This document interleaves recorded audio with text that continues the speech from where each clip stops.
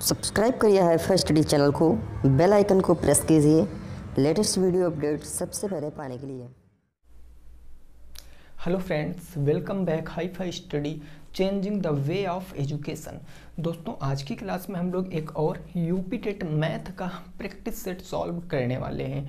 तो जिस प्रकार हमारे प्रैक्टिस सेट चल रहे हैं, लगभग मैं सभी चैप्टरों से क्वेश्चनों को कराने की कोशिश करता हूं और ये आपको परीक्षा में बहुत ज़्यादा बेनिफिट देने वाले हैं, क्योंकि इसी टाइप के प्रश्न पूछे जाएंगे। इससे बाहर आपका कुछ भी नहीं पूछा जाएगा, ठीक है ना। तो वीडियो को पूरा अंत तक वॉच करना, पसंद आने पर लाइक करना और चैनल को सब्सक्राइब भी अवश्य करना। तो आइए शुरुआत करते हैं पहले प्रश्न से। पहला प्रश्न आ चुका है, क्वेश्चन पढ़ो, उसकी लैंग्वेज क्या कह रही है समझो, उसके बाद उसका आंसर देने की कोशिश करना। तो पहला प्रश्न क्या है, इसको जरा बताओ क्या आएगा उत्तर क्वेश्चन नंबर 1 का। क्वेश्चन नंबर 1 का क्या उत्तर आएगा आपको बताना है। देखो, पहला प्रश्न कह रहा है, प्रश्न पहला क्या कह रहा है, ये कह रहा है कि एक गांव की आबादी है। अब देखो, गांव की आबादी दी हो या ना दी हो, इस तरीके के प्रश्नों में गांव की आबादी दी हो या ना दी हो वो बात की बात है। हम सबसे पहले गांव की आबादी को 100% मानकर चलेंगे, ठीक है ना, इस तरीके के क्वेश्चनों में। तो आपसे कहा गया कि एक गाँव की आबादी 1000 है, तो टोटल आबादी गाँव की कितनी दी गई है क्वेश्चन में, जरा बताओ हमें। टोटल आबादी गांव की आपको 1000 दी गई, और जो 1000 है ये अपने आप में 100% होगा। इस चीज़ को आप जरूर याद रखना, अपने आप में 100% होगा। जो भी चीज़ होती है अपने आप में 100% होती है। अब देखो क्वेश्चन में कह रहा, अब आबादी है तो उसमें पुरुष हैं और महिलाएं हैं, तो हम इसमें 1000 में क्या कर लेते हैं, डिवाइड कर लेते हैं। एक तरफ हमने पुरुष कर दिया और एक तरफ हमने क्या कर दिया, महिला कर दिया। अब जरा बात को समझना, ठीक है ना। अब क्वेश्चन में कह रहा है कि 60% पुरुष हैं, तो बात समझो, 60% किसके पुरुष होंगे भाई, कुल आबादी का ही तो 60% पुरुष होंगे। तो हम डायरेक्ट यहाँ पर 1000 का 60% 600 पुरुष लिख सकता हूँ, नहीं समझे भाई। टोटल आबादी आपकी 1000 है, इसका 60% पुरुष है, तो हमने 60% निकाल लिया। ये 2 0 से 2 0 कट गया, 60 धाम 600 पुरुष आ गए, ठीक है ना। अब देखो, अगर मेरे भाई 60% आपके पुरुष हैं, 60% अगर आपके मेल हैं, 100% में 60% पुरुष हैं, तो 40% क्या बचेगा, 40% आपकी महिलाएं बचेंगी, तो 40% महिलाएं बच गई। अब ये परसेंटेज लिखते हैं या नहीं लिखते कोई दिक्कत नहीं, एक निकाल लेते। अगर आपके गांव में 1000 लोग रहते हैं जिसमें से 600 पुरुष हैं, तो आप इतना तो बता ही सकते हो कि 400 महिलाएं हैं। बोलो, बात क्लियर हो गई इतनी ना। Okay sir. अब देखो क्वेश्चन क्या कह रहा है, क्वेश्चन कह रहा है कि यदि कुल 25% निवासी साक्षर हों, कुल 25% निवासी साक्षर हो। अब किसका 25% निवासी साक्षर होंगे भाई, कुल आबादी का ना, कुल आबादी का। अब जो कुल आबादी है, कुल आबादी कितनी है, 1000 है, इसका 25% के यहाँ साक्षर हैं, मतलब पढ़े लिखे हैं। तो हम यहाँ से निकाल सकते हैं 25 दहम्मा 250। अब ये 250 ऐसे नागरिक हैं गांव के, 250 ऐसे नागरिक हैं जो पढ़े लिखे हैं, जो साक्षर हैं। इसमें कुछ महिलाएं भी हैं और कुछ पुरुष भी हैं। इतनी बात आप समझ गए हो ना। ये आपके टोटल नागरिक हैं 250, पुरुष भी हैं महिलाएं भी हैं। अब आगे क्वेश्चन क्या कह रहा है कि 20% साक्षर है। कौन 20% साक्षर है, पुरुष 20% साक्षर हैं। तो पुरुष टोटल कितने हैं, 60 हैं, 600 है ना, पुरुष टोटल 600 हैं। तो अगर मैं पूछूं कि पुरुष साक्षर कितने हैं, तो आप जरा बताओ कितने साक्षर पुरुष हो जाएंगे। तो पुरुष कह रहा है कि 20% साक्षर हैं, और 600 का 20% 120 पुरुष क्या हैं, साक्षर हैं। ये पुरुष हो गए, क्योंकि पुरुष कितने हैं, 20% साक्षर हैं, और पुरुष अपनी संख्या का ही तो साक्षर होंगे। पुलिस में महिलाओं को थोड़ी नहीं ऐड करेंगे, सॉरी, पुरुष में महिलाओं को थोड़ी नहीं ऐड करेंगे। तो 120 पुरुष हो गए हमारे साक्षर। टोटल नागरिक आपके 150 साक्षर थे, जिसमें से 120 पुरुष साक्षर हो गए। तो मैं आपसे इतनी बात पूछूं कि महिलाएं कितनी साक्षर होंगी, आपसे मैं पूछूं कि महिला कितनी साक्षर होंगी, आप कहोगे टोटल साक्षर थे गांव में 250, और उसमें से 120 पुरुष हमारे क्या हो गए, साक्षर हो गए। तो बचा कितना, 130 महिलाएं बची। यानी महिलाएं कितनी साक्षर हैं, 130 महिलाएं साक्षर हैं। क्वेश्चन क्या कह रहा है कि कितने % महिलाएं साक्षर हैं, कितने प्रतिशत महिलाएं साक्षर हैं। तो आप देखो मैंने फार्मूला आपको बताया, वही फार्मूला, तुलना बटे तुलनात्मक संख्या गुणे 100। कितनी महिलाएं साक्षर हैं? 130 महिलाएं साक्षर हैं। और महिलाएं कहाँ से साक्षर हैं? 400 से। महिलाएं अपनी संख्या का तभी साक्षर होंगी ना भाई, तो महिलाएं अपनी संख्या क्या हो गई? साक्षर हो गई। 130 बटे 400 और प्रतिशत में बदलेंगे तो गुणे 100 कर देंगे। अब ये 1 0 2 0 1 0 2 0 खत्म। 130 बटे 4 आ गया, 4 से काट लेंगे तो 4 तिया जाएगा 12, 1 बच गया 10, 4 दूनी 8 हो गया, 2 बच गया, 4 पंचे 20, 32.5%। कितना आ गया? 32.5%। देखो 4 तिया 12, कितना बच गया? 1 बच गया ना। 4 तिया 12 कितना? 1 बच गया, 1 का मतलब 10 हो गया यहाँ पर। फिर 4 दूनी 8 हो गया, अब 2 बच गया, दशमलव लगाएंगे, उस 2 में 0 बढ़ाएंगे, 4 पंचे 20, 32.5% आपका क्या आएगा? सही जवाब आएगा। 32% आपका राइट आंसर आएगा। इस क्वेश्चन को नोट कर सकते हो। क्वेश्चन नंबर 1 का आंसर कितना आएगा? 32.5%। कितना आएगा? 32.5% आपका राइट आंसर होगा।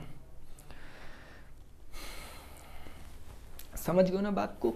देखिए ये क्वेश्चन सारे आपके बुक के हैं, कहीं और के क्वेश्चन नहीं, मैं लगभग सारी क्लासों में आपको यही बताता हूँ। तो क्वेश्चन नंबर 1 का आंसर 32.5%। नेक्स्ट क्वेश्चन नंबर 2 का उत्तर बताओ। प्रश्न संख्या 2 का उत्तर बताओ, क्या आएगा? प्रश्न संख्या 2, क्वेश्चन नंबर 2, इसका उत्तर बताओ। इसका उत्तर बताओ क्या आएगा उत्तर, ठीक है ना। क्वेश्चन नंबर 2 क्या कह रहा है? ये कह रहा है यदि 4 की पावर 2 का क्वेश्चन मार्क परसेंट। देखो क्वेश्चन में कुछ नहीं है मेरे भाई, बस आपको समझना है। क्वेश्चन है 4 की पावर 2 का क्वेश्चन मार्क परसेंट को हम x मान लेते हैं। x परसेंट बराबर है किसके? तो वो बराबर है 512 के। तो आपसे इस x की वैल्यू पूछे, इस x की वैल्यू पूछे, निकाल लेंगे सर। 4 का स्क्वायर 16, और मैंने बताया था गणित में जब भी का मिलेगा तो का मतलब गुणा होता है। हमने का के स्थान पर गुणा 100 हो गया, प्रतिशत का मतलब बटे 100 हो गया, और बराबर कितना हो गया? 512 हो गया ना सर। अब हम 4 से इसको काट सकते हैं। 4 से काटेंगे, 4 चौके 16, 4 से इसको काटेंगे तो कितनी बार जाएगा? 4 एकम 4, और 4 दूनी 8, 4 अट्ठे 32, 128 बार में चला गया ना। देखो 4 एकम 4, 1 बच्चा, 11 हो गया, 4 दूनी 8, 3 11, 12 32 हो गया, 4 अट्ठे 32 हो गया। फिर से हम इसको 4 से काट सकते हैं। तो यहाँ पर देखो 4 से अगर काटेंगे तो 4 तिया 12, 4 दूनी 8, 32 हो गया ना। अब ये 100 है आपका, उधर जाएगा तो किस में हो जाएगा? बोलो, उधर जाएगा आपका, किस में हो जाएगा? गुणे में हो जाएगा। तो x की वैल्यू क्या आएगी? 3200 आ जाएगी।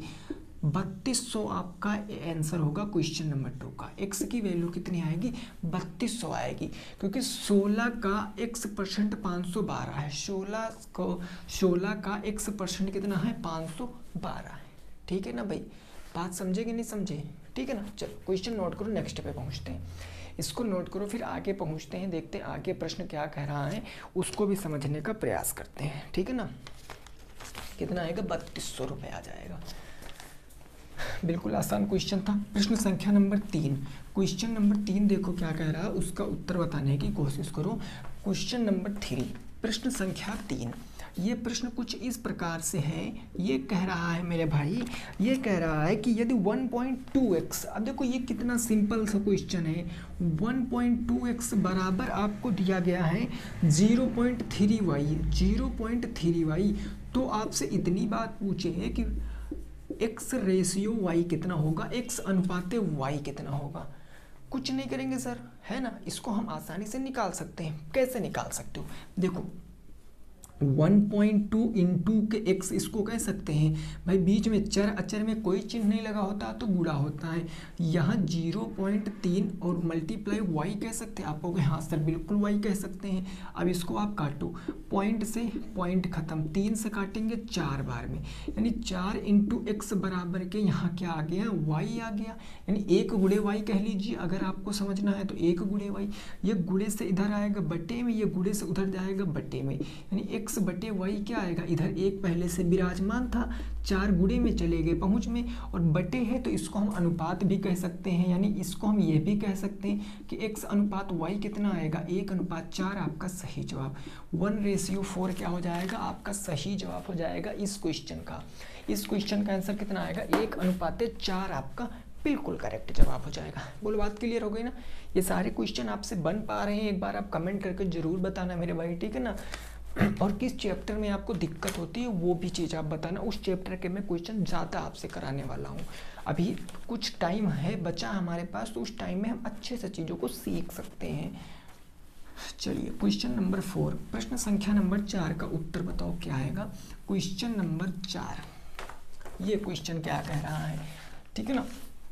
ये क्वेश्चन क्या कह रहा है, ये क्वेश्चन इस प्रकार से है, ये कह रहा है कि 100 तथा 300 के मध्य कितनी संख्याएं 7 से विभाज्य हैं। देखो ये क्वेश्चन बहुत इंटरेस्टिंग क्वेश्चन है, मतलब कहने को तो मैं कह दूँ ये क्वेश्चन ऐसा क्वेश्चन है कि लगभग सारे स्टूडेंट गलत कर सकते हैं। देखो पूछा क्या गया है कि 100 से 300 के बीच ऐसी कितनी संख्याएं हैं जो 7 से विभाजित हैं। 7 ही दिया गया ना, हाँ 7 से विभाजित हैं।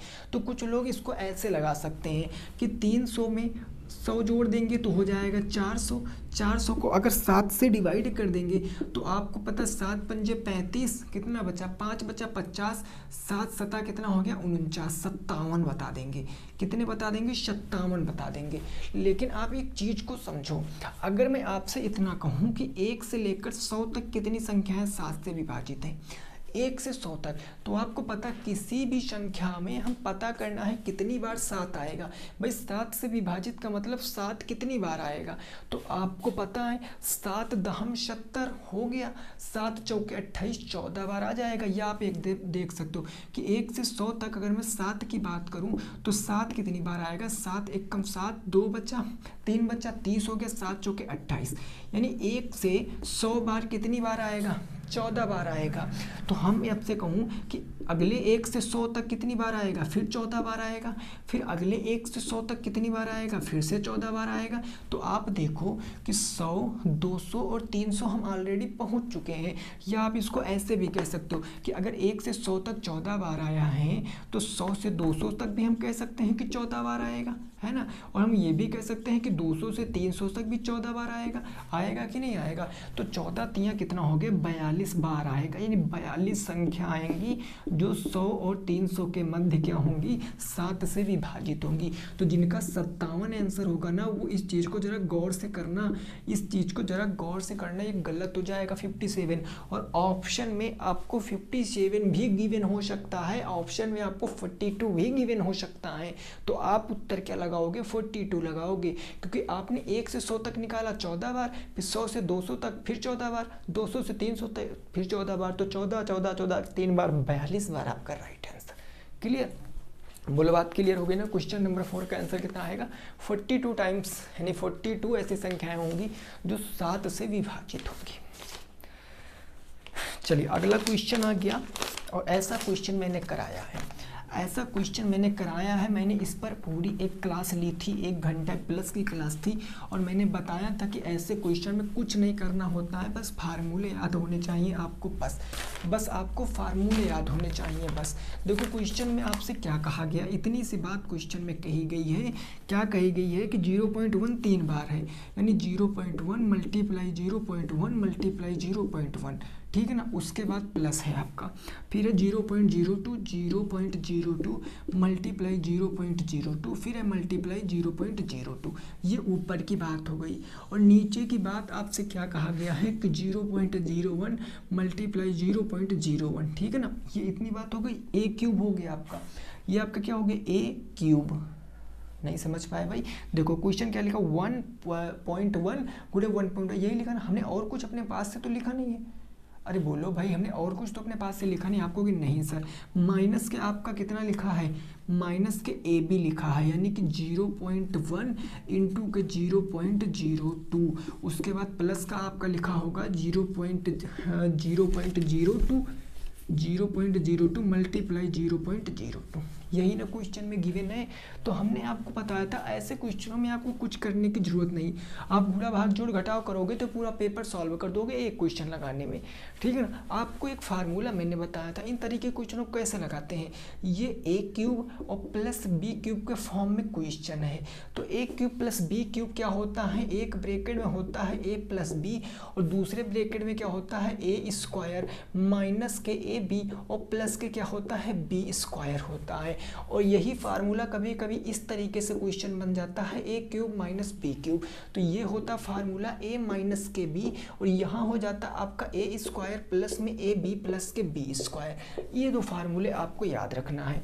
अब आप एक बात बताओ जरा, ये जो लिखा है 1 2 3 बार लिखा है ना, तो हम इसको ये कह सकते हैं 0.1 की पावर 3, प्लस लगा है तो प्लस, ये भी 3 बार लिखा है तो हम इसको ये लिख सकते हैं 0.02 की पावर 3 और बटे आप देखो यहाँ पर ये 2 बार लिखा है तो हम इसको क्या कह सकते हैं 0.1 का स्क्वायर कह सकते हैं, फिर माइनस है तो माइनस, ये 2 बार लिखा है इसको हम ए बी कह सकते हैं, यानी इसको हम कह सकते हैं 0.1 मल्टीप्लाई 0.02 और वो आपका 2 टाइम से लिखा है तो वो घाते जुड़ जाएंगे 0.02 का स्क्वायर। तो आप एक बात सीधे सीधे पकड़ पा रहे होगे कि ये ए क्यूब प्लस बी क्यूब, ए क्यूब प्लस बी क्यूब, ये लिखा है ए स्क्वायर, ये देखो ए स्क्वायर माइनस के ए बी, क्योंकि मैंने ए इसको मान लिया बी इसको मान लिया तो माइनस के ए बी प्लस के बी स्क्वायर तो प्लस के बी स्क्वायर। अगर क्वेश्चन में आपको ये मिल गया, क्वेश्चन में आपको ये मिल गया तो बचा कुचा यही उत्तर आएगा। यानी दोनों को ऐड कर दो, यानी ए और बी इन दोनों को ऐड करोगे तो 0.1 को ऐड करोगे 0.02 में, तो आंसर क्या आएगा जरा मेरे भाई बताओ। आप इसको 0 मानोगे, ये 2 और ये 1 हो गया, ये 0.12 आपका राइट आंसर आ गया। जिनका भी आ रहा था बिल्कुल करेक्ट है, 0.12 क्या आएगा आपका सही जवाब आएगा इस क्वेश्चन का। इस क्वेश्चन का कितना आंसर आएगा 0.12। ये क्वेश्चन इस फार्मूले पर बेस्ड था, अगला क्वेश्चन इसी फार्मूले बेस्ड पर आ सकता है पेपर में और ये प्रीवियस ईयर में पूछा गया क्वेश्चन है, पिछले साल में पूछा गया क्वेश्चन है। बहुत लोगों ने तो इसको देखकर ही छोड़ दिया होगा, आपको इन्हीं 2 फार्मूले रट के जाना है बस, ठीक है ना। जो आपको नहीं दिखेगा फार्मूले में वही उत्तर हो जाएगा, ठीक है। चलिए स्क्रीनशॉट ले लिया ना, ओके। अब देखो प्रश्न संख्या नंबर 6, क्वेश्चन नंबर 6 का उत्तर बताने की कोशिश करो क्या आएगा राइट आंसर। प्रश्न संख्या 6 का उत्तर क्या आएगा आपको बताना है, ठीक है ना। क्वेश्चन नंबर 6, ये क्वेश्चन क्या कह रहा है, ये क्वेश्चन कुछ इस प्रकार से है, कह रहा कोई धन 2 वर्षों में 500 तथा 400 वर्षों में 900 हो जाता है, वह धन, देखो कितना लॉजिकली क्वेश्चन आ गया। 4 वर्षों में 9 तो हम लिख लेते हैं 4 वर्ष में 900 हो गया और वही धन 2 वर्ष में कितना हो जाता है, वही धन 2 वर्षों में 400 हो जाता है, 500 हो जाता है, तो 2 वर्षों में 500 हो जाता है। आपको रेट नहीं दिया गया, धन पूछा, और जब कभी कंपाउंड इंटरेस्ट ना लिखा मिले तो आप उसको सरल ब्याज मानोगे, यानी सिंपल इंटरेस्ट मानोगे। अब देखो इनका गैप कितना है, 4 में से 2 जाएगा तो 2 वर्ष, इनका भी गैप ले लो, 900 से 500 जाएगा 400, यानी ये 2 वर्षों का 400 रुपये क्या यहाँ हमेशा ब्याज आता है, यानी 2 वर्ष का ब्याज 400 रुपये है। तो मैं आपसे पूछूं 1 वर्ष का ब्याज कितना होगा, 1 वर्ष का ब्याज आप कह लो 200 रुपये होगा कि नहीं होगा। मैं तरीके से बता रहा हूँ, आंसर डायरेक्ट 100 आ जाएगा। काफ़ी लोगों ने बता भी दिया होगा, क्योंकि 2 वर्ष का ब्याज अगर 400 है तो ब्याज घटा दोगे 100 रुपये मूलधनी तो बतेगा। अगर 1 वर्ष का ब्याज 200 है तो चाहे तो आप 4 वर्ष का ब्याज निकाल कर इसमें से घटा दो, चाहे आप 2 वर्ष का ब्याज निकाल कर इसमें से घटा दो। तो अगर मैं 4 वर्ष का ब्याज निकालता हूँ तो हमें बताओ क्या होगा। अगर 1 वर्ष का 200 है तो 4 वर्ष का 4 दूनी 800 रुपये ब्याज मिल जाएगा। ये 800 रुपये आपका क्या मिल गया, ब्याज मिल गया, 800 ब्याज। और आपका यहाँ पर ये क्या हो जाता 900, तो प्रिंसिपल क्या आ जाएगा, प्रिंसिपल आ जाएगा 900 माइनस के 800 इज इक्वल टू 100, आपका राइट आंसर। 100 क्या आएगा आपका सही जवाब आएगा इस क्वेश्चन का, 100 क्या आएगा आपका सही जवाब आएगा इस क्वेश्चन का। मैं फिर से आपको बता दूं, अगर आपको ये चीज़ नहीं समझ में आती है तो मैंने पीछे मैंने आपको ये जो अर्थमेटिक है ना, अर्थमेटिक, इसकी मैंने पूरी की पूरी चैप्टर वाइज क्लास पढ़ाई है। एक चैप्टर में मैंने आपको 15 से 16 क्वेश्चन कराए हैं और सारे टाइप के कराए हैं। ये क्वेश्चन मैंने सब कुछ करा दिया भैया, ऐसे टाइप के क्वेश्चन, क्योंकि मैं जब चैप्टर कराता था ना तो चैप्टर में इसी के अकॉर्डिंग ही क्वेश्चन बनाता था, इसी के अकॉर्डिंग ही मैं क्वेश्चन लेता था, ताकि आपको बेनिफिट मिले। जो रेगुलर हैं वो लगा लेंगे इन चीज़ों को, है ना। चलिए आगे पहुँचते हैं क्वेश्चन नंबर 7 पर। बात क्लियर हो गई ना, ठीक है। क्वेश्चन नंबर 7 पर पहुंचेंगे। क्वेश्चन नंबर 7 पर पहुंचेंगे, क्या आएगा इसका जवाब आपको बताना है। प्रश्न संख्या 7, इसका जवाब बताओ। क्वेश्चन नंबर 7, ये क्वेश्चन क्या कह रहा है, ये क्वेश्चन कह रहा है एक कक्षा में 40 विद्यार्थियों की औसत आयु। देखो ऐसा क्वेश्चन कल कराया था ना, देखो विद्यार्थी कितने हैं, स्टूडेंट कितने हैं, तो विद्यार्थी आप कहोगे सर 40 हैं, और इनकी औसत आयु यानी इनकी एवरेज जो आपकी आयु दी है वो कितनी दी है, इनकी एवरेज आयु कितनी दी गई, 15 वर्ष दी गई, तो 15 वर्ष दी गई। अब मैं आपसे पूछूं कि इनका कुल योग कितना होगा, कुल योग कितना होगा, तो आपको मैंने कल बताया था कि कुल योग के लिए आप 40 × 15 कर लोगे, यानी 15 चौके 60, 600 वर्ष आ जाएगा। यानी इन 40 विद्यार्थियों का जो एवरेज 15 था, उनका अगर टोटल में निकालूंगा तो 600 वर्ष आएगा। कुछ लोगों की समझ में नहीं आ रहा होगा, तो आप इस चीज़ को आप यूज कर सकते हो कि औसत बराबर होता है कुल योग और बटे में क्या होता है, कुल संख्या होता है, कुल योग बटे में कुल संख्या। अब औसत देखो, जो पता रखोगे यही आएगा। औसत कितना है 15, तो औसत के स्थान पर आप 15 रखोगे। कुल योग आपको निकालना है x, कुल संख्या कितने स्टूडेंट हैं 40, तो 40 तो आपको पता बटे से गुणे में आएगा, तो x की वैल्यू 15 × 40 आ जाएगी कि नहीं आ जाएगी, और वही तो यहाँ पर हमने लिखा है ना। अब देखो, अब नेक्स्ट स्टेप क्या क्वेश्चन में कह रहा है, नेक्स्ट स्टेप क्वेश्चन में कह रहा है कि अब क्या हो रहा है कि विद्यार्थी को जो क्लास थी उसमें शिक्षक को शामिल कर लिया जाता। अब अगर शिक्षक को शामिल कर लिया जाता था तो पहले टोटल 40 लोग थे, अब शिक्षक शामिल हो गया तो 40 तो लोग थे, बच्चे प्लस एक शिक्षक शामिल हो गया, यानी अब 41 टोटल पर्सन हो गए क्लास में, टोटल 41 लोग क्लास में हो गए ना, और उनका औसत कितना हो गया 16 वर्ष हो गया। अब सबकी औसत आयु 16 वर्ष हो गई, अब 41 है और इनकी जो एवरेज आयु है, एवरेज आयु कितनी आ गई 16 वर्ष आ गई। तो अगर मैं इनसे कुल पूछूं कि कुल योग कितना होगा, तो वही चीज़ आप निकाल सकते हो यहाँ पर कि 16 एकम 16 का 6, यहाँ से 1 आ गया, 16 चौके कितना होता है 64, 16 चौके 64, 64 कितना हो गया 65, 656 आ गया, 656 वर्ष आ गया। तो अब देखो यहाँ पर 600 वर्ष था, यहाँ पर 656 वर्ष था, ये बढ़ क्यों गया, क्योंकि यहाँ पर हमने शिक्षक की उम्र को जोड़ा है। तो शिक्षक की उम्र कितना हो जाएगा भाई 600 तो विद्यार्थी हैं 600 उम्र के, लेकिन 50 जो 656 बच गया ये शिक्षक की आयु हो जाएगी। यानी मैं आपसे कह दूं कि शिक्षक कितने साल के हैं, तो आप कहोगे 56 साल के हैं, यानी कि वो क्या हो चुके हैं, अब अपने जो कार्यरत का थोड़ा बहुत समय बचा है उसको बताएंगे, फिर क्या होगा निकल जाएंगे, ठीक है ना। क्लियर बात हो गई, कितने 56 ईयर हो गई आंसर। ये गवर्नमेंट टीचर नहीं है ना, ये प्राइवेट टीचर है। चलिए, आप लोगों को तो सरकारी मास्टर बनना है ना भाई, हाँ तो बिल्कुल मेहनत तो करना पड़ेगा। क्वेश्चन नंबर नेक्स्ट का आंसर बताओ क्या होगा। प्रश्न संख्या 8, प्रश्न संख्या 8 क्या कह रही है, इसका आंसर बताओ। क्वेश्चन नंबर 8, ये प्रश्न कह रही है, देखो बढ़िया प्रश्न है, एक है राम, एक है श्याम, एक है मोहन। तो देखो इस क्वेश्चन को लगाने का एकदम मस्त तरीका है। श्याम है, राम है और मोहन है, इन्होंने एक व्यवसाय शुरू किया और कितने रुपए लगाकर 15,000, 12,000 और 21,000। श्याम ने लगाए 15,000, राम ने लगाए 12,000, मोहन ने लगाए 21,000।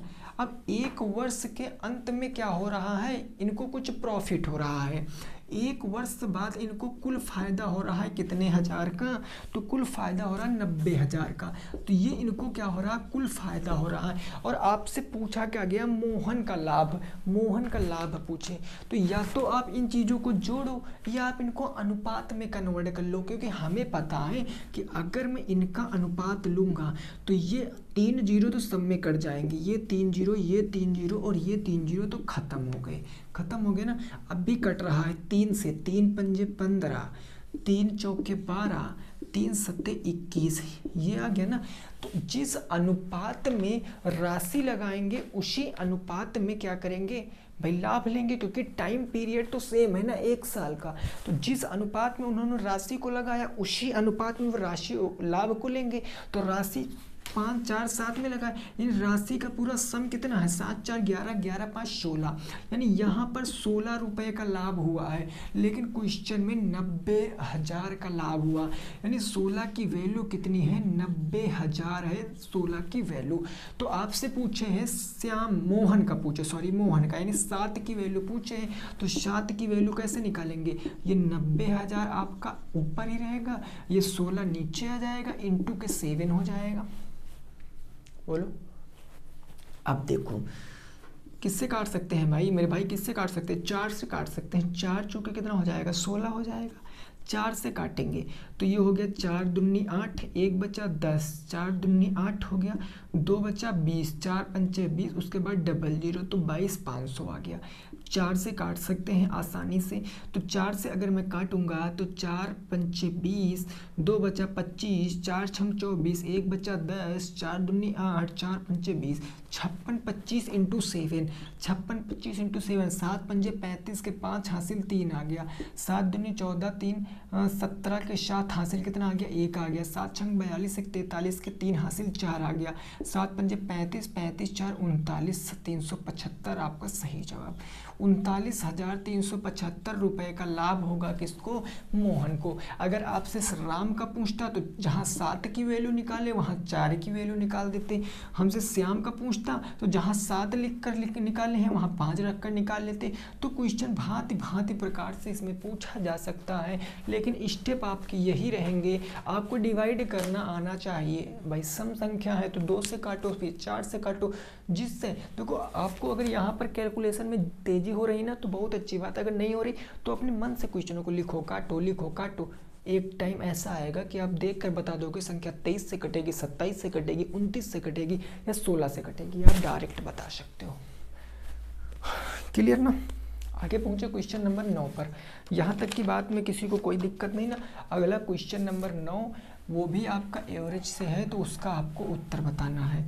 एवरेज से अगला भी क्वेश्चन है, उसका उत्तर आपको बताना है क्या होगा।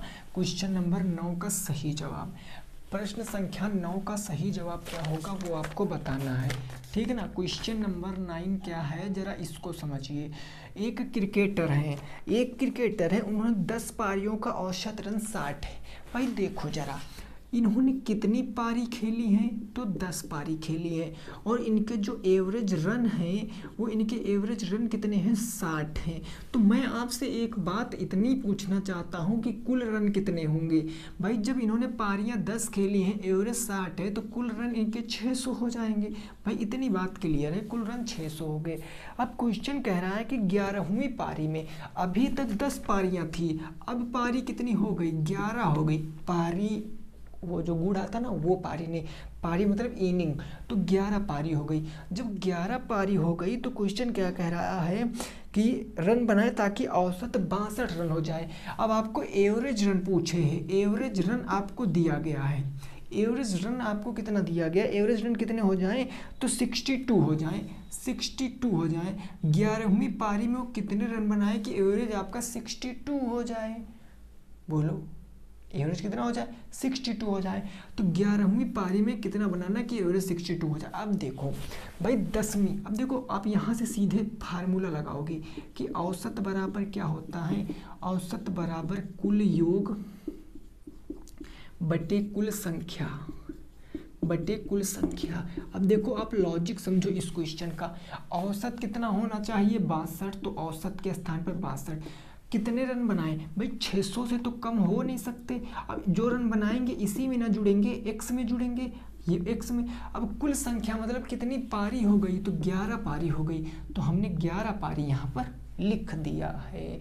बस अब आप x की वैल्यू निकालोगे तो ये आपका बटे में इधर जाएगा, गुणे में 11 दूना 22 के 2 हासिल 2, 11 छक्के 66, और 66 में 2 जोड़ोगे तो 68 यानी कि 682, और ये 600 प्लस में इधर माइनस में, तो माइनस में 600 x, तो x की वैल्यू 82 आ जाएगी, यानी 82 रन अगर वो क्रिकेटर बनाएगा 11वीं पारी में, तो उसके जो टोटल रन है, जो एवरेज रन है, वो कितना हो जाएगा, 62 हो जाएगा। और सिंगल फार्मूले से सारा खेल हो रहा है, मैंने आपको कल भी ये बताया था, यही फार्मूला मैं यूज करता हूँ एवरेज में। कितना भी लेंथी क्वेश्चन हो, कितना भी बड़ा क्वेश्चन हो, सारे इसी फार्मूले से बनते हैं। इस पर आपको पकड़ बनानी चाहिए, और एवरेज से एक क्वेश्चन जरूर पेपर में आता है, ये आप लिख कर रख लो। एक एवरेज हुआ, वर्क एंड टाइम हुआ, सिंप्लीफिकेशन, इनसे तो डिफिनेटली क्वेश्चन आते हैं।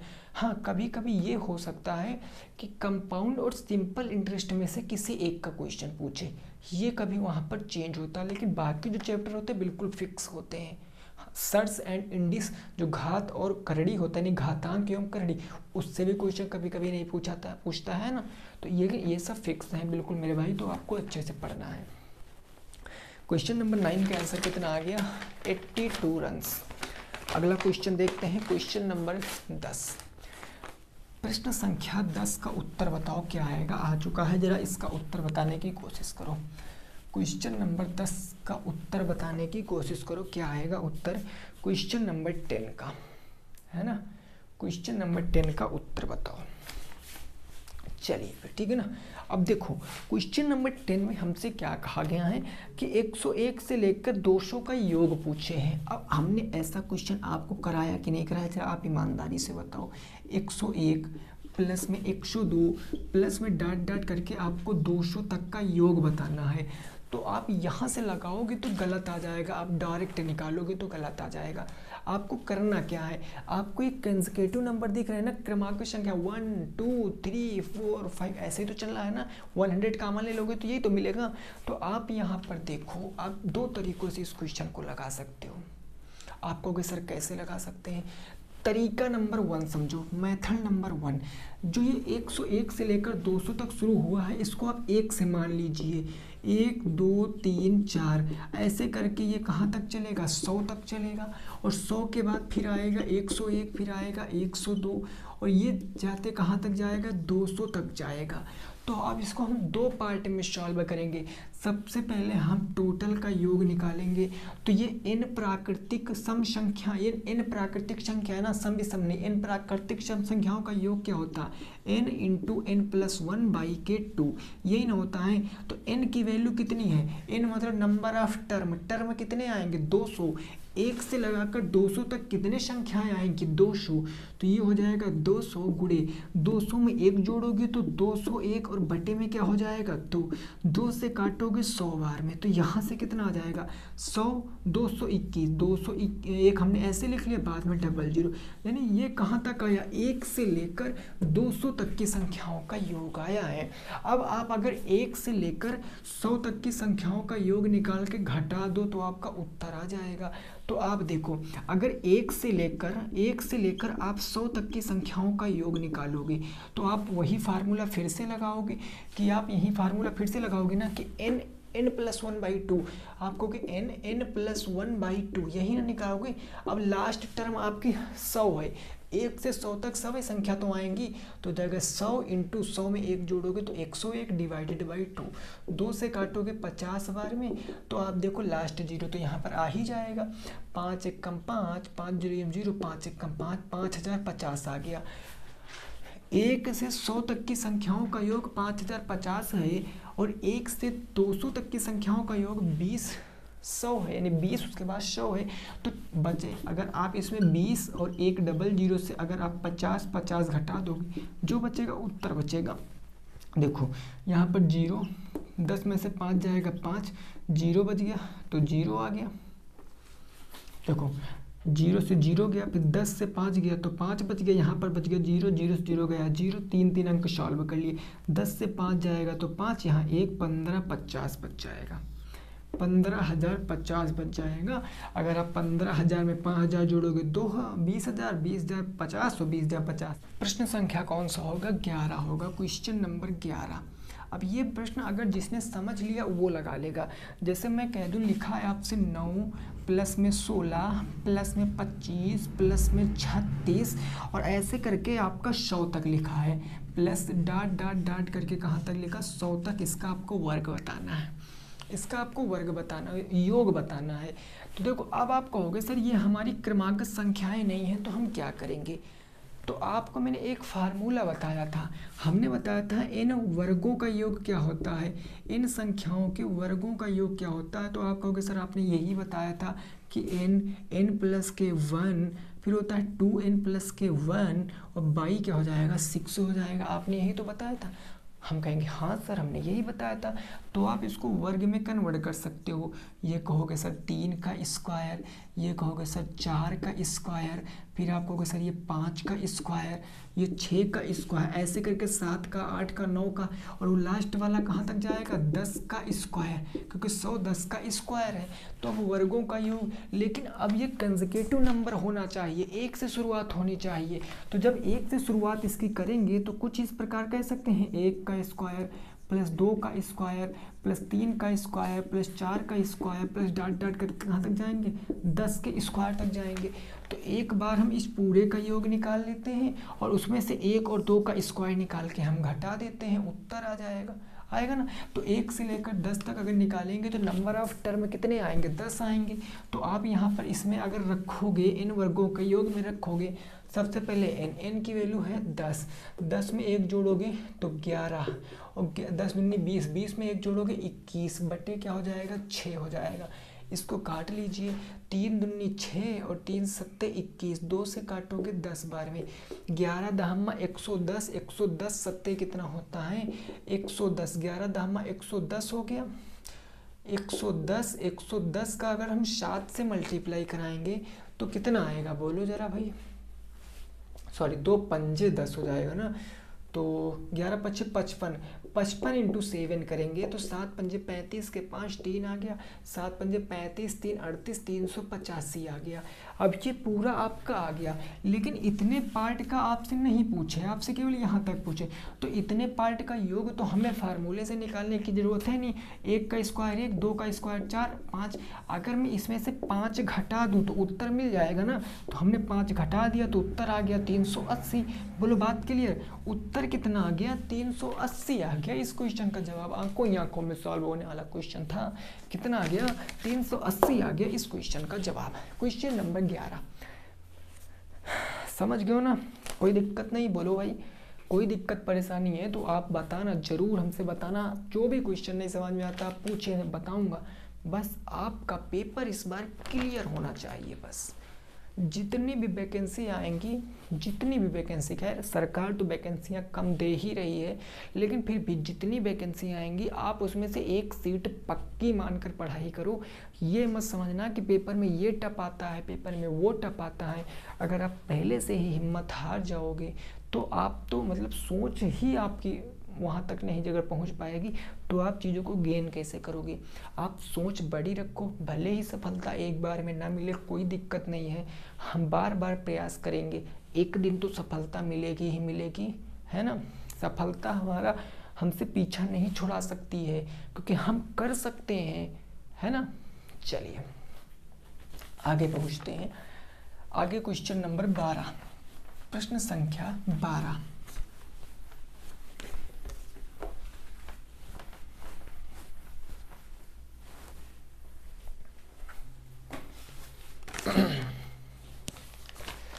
क्लियर? क्वेश्चन नंबर 12 का उत्तर बताओ। ए का 2/3 का भाग बी के 4/5 के बराबर है, देन ए रेशियो बी आपसे पूछे। अरे ये तो बहुत ही सिंपल क्वेश्चन आ गया। ए का कितना भाग? 2/3 भाग बराबर है बी के 4/5 भाग से। तो आपसे ए अनुपात बी पूछे हैं, निकाल दीजिए, क्या प्रॉब्लम है, आप आसानी से निकाल दो। तो कैसे हम निकालेंगे सर? यहाँ पर देखो, कुछ मत करिए, कुछ भी मत करिए, आप ए अनुपात बी पहले निकाल लीजिए। ए अनुपात बी निकालोगे तो कैसे? इसके सामने जो लिखा है वो इसका मान, इसके सामने जो लिखा है वो इसका मान, मैंने यही तो सिखाया था। तो अगर मैं आपसे पूछूं कि ए अनुपात बी, ए के सामने क्या है 4/5, तो ए हो जाएगा 4/5। बी में पूछूं तो बी कितना हो जाएगा? 2/3 हो जाएगा, 2/3 हो जाएगा। हो गया? बोलो, हो गया ना? तो अब आप यहाँ पर कर सकते हो कि क्रॉस मल्टीप्लाई, क्योंकि 2 ही है ना, तो 4 तियाँ 12 और 5 दूनी 10, इसको सम कर लीजिए। 2 छंग 12, 2 पंचे 10, आगे तो कुछ कट ही नहीं रहा, तो 6:5 आपका सही जवाब। 6:5 आपका सही जवाब हो जाएगा। बोलो, बात समझ में आई है कि नहीं आई है? बात समझ में आई है कि नहीं आई है? ज़रा इस बात को आप बताओ। लेकिन मेरे भाई एक चीज़ यहाँ पर गड़बड़ है जो आपको समझना है। मैं इसीलिए आपको ऐसे बताता हूँ ताकि आप समझ जाओ चीज़ों को। कुछ लोगों ने ऐसे किया होगा, हाँ, उनका प्रोसेस बिल्कुल सही है, लेकिन एक चीज़ मैंने आपको बताया था, वही अब मैं आपको समझाने की कोशिश कर रहा हूँ। मैंने कहा था कि अगर कोई संख्या x इंटू p/q के रूप में लिखी है और इधर आपका लिखा है, मान लिया कुछ भी लिखा, a लिखा है, तो अब अगर हम इस p/q को उधर ट्रांसफ़र करेंगे तो संख्या गुणे में है तो बदल जाएगी। x बराबर a इंटू p/q था तो q/p हो जाएगा। ये चीज़ मैंने बताई थी कि नहीं बताई थी? आप ज़रा बताओ। आपको कि हाँ सर बताई थी। तो इसलिए आप यहाँ पर देखो, ये गलत उत्तर बिल्कुल सही आया है, कोई दिक्कत नहीं, लेकिन ये दरअसल a/b ना आकर ये आया है b/a का मान। ये b/a का मान आया है। आप कैसे देखो सर, कैसे देखो, अगर ये a है, अगर ये 4/5 गुणे में है तो इधर आएगा 5/4 हो जाएगा। यानी अगर a अनुपात b निकालेंगे 4/5 से इधर 5/4, ये 2/3 था तो इधर 3/2 आ जाएगा। अब आप देखो वही आंसर आएगा, आएगा कि नहीं आएगा? 5 दूनी कितना आ गया? 10 और 4 तियाँ कितना आ गया? 12। काटोगे 2 5 10, 2 छंग 12, 5:6 आपका सही जवाब होगा। और इस बात को मैं दावे के साथ कह सकता हूँ कि ऑप्शन में ये पहले दिया रहेगा और ये बाद में दिया रहेगा। और लगभग 90% जो हमारे विद्यार्थी गण हैं वो ये उत्तर लगा के आते हैं, और ये मैंने भी किया था, ठीक है ना, ये हमने भी किया है, इसीलिए मैं आपको बताया हूँ। देखिए, इस तरह करने से, इस तरह बताने से चीज़ें आपके दिमाग में लर्न हो जाती हैं जल्दी से कि हमें इस तरह नहीं करना है, ये तो गलत प्रोसेस है, हमें इधर बिल्कुल भी नहीं जाना है, हमें इस तरफ आना है। तो ये प्रोसेस क्या हो जाएगा? बिल्कुल राइट हो जाएगा। क्लियर? आंसर कितना है? 5:6 आपका सही जवाब। 5:6 क्या आएगा? आपका सही जवाब आएगा इस क्वेश्चन का, क्वेश्चन नंबर 12। बात क्लियर हो गई? ठीक है ना? वीडियो लाइक कर सकते हो, अगर पसंद आ रही है शेयर भी कर सकते हो अपने इष्ट मित्रों के संग। क्वेश्चन नंबर 12 के बाद अब 13 पर पहुंचते हैं। प्रश्न संख्या 13। प्रश्न संख्या 13 क्या कह रही है, इसको जरा बताओ। क्वेश्चन नंबर 13, ये भी अनुपात से ही क्वेश्चन है, तो इसका उत्तर आपको बताना। और ऐसा क्वेश्चन मैंने कल की क्लास में आपको कराया था। क्वेश्चन नंबर 13 है कि 3x माइनस के 2y, इसका अनुपात दिया है x प्लस के 3y से, x प्लस के 3y से, और ये बराबर है 5:6 के। तो आपसे x अनुपात y पूछे है, क्या होगा? x अनुपात y पूछे है। अनुपात को हम बटे कह सकते हैं, कल ही सिखाया कि अनुपात को ratio is just like a divide, अनुपात क्या एक भाग की ही भांति होती है। तो हम यहाँ पर ये जो हमारा 3x माइनस के 2y लिखा, ये अनुपात बटे हम इसको x प्लस में 3y कह सकते हैं, और ये बराबर का चिन्ह तो हम इसको समानुपात या हम बराबर भी कह सकते हैं, ठीक है ना। और वहाँ 5/6 है तो हम इसको 5/6, 5:6 को 5/6 क्रॉस मल्टीप्लाई करा लीजिए। 6 का गुणा 3x में कराओगे, 6 त्रिक 18x माइनस 6 दूनी 12y बराबर 5x हो जाएगा और 5 या 15y हो जाएगा। XY इजीली निकाल सकते हो, x को इधर भेज दो तो 18 में से 5 जाएगा तो 13x बच जाएगा, माइनस के 12 उधर जाएगा तो प्लस के 12 हो जाएगा। 15 12 कितना होता है जरा बताओ, माइनस के 12 वाई जाकर उधर जुड़ जाएगा तो बराबर 5 2 7 हो जाएगा और 1 1 2 हो जाएगा, 27 वाई हो जाएगा। तो x और y का अनुपात क्या आएगा, इसके सामने ये कर दो, इसके सामने, क्योंकि बटे तो है नहीं तो संख्या थोड़ी नहीं पलटेगी, बटे नहीं तो संख्या कैसे पलट जाएंगी भाई, है ना। ठीक है, तो कितना आएगा, 13 उधर जाएगा, ये 13x, ये 13y, सॉरी 13y का आ जाएगा 13, x का कितना आ जाएगा 27, 27 अनुपात 13 आपका सही जवाब। 27:13 आपका सही जवाब है क्वेश्चन नंबर 13 का। क्वेश्चन नंबर 13 का आंसर कितना आएगा, 27.13 आएगा। तो आज की क्लास में हमने टोटल 13 क्वेश्चन डिस्कस किए। अगर आपको लगता है किसी भी चैप्टर में डर, चाहे वो एवरेज का हो, चाहे वो मेंसुरेशन हो, चाहे वो आपका ज्योमेट्री हो, कोई सिंगल चैप्टर अगर आपको डर लगता है कि इसमें हमको नहीं क्वेश्चन बन पा रहे हैं, आप कमेंट करना, आप मुझसे कहना, कमेंट करना, मैं डेफिनेटली उस जो क्लास होगी उस चैप्टर की बिल्कुल बेसिक से और बिल्कुल हाई लेवल तक के क्वेश्चनों को विद कंसेप्ट विद ट्रिक मैं आपको एक ही वीडियो में करा दूंगा। बस आप बोलिए तो भाई एक बार, आप बोलते नहीं तो हमें क्या पता कि किस विद्यार्थी को किस में दिक्कत है, लेकिन फिर भी मैं आपको पूरा एक्सप्लेन करने की कोशिश करता हूँ, ठीक है ना।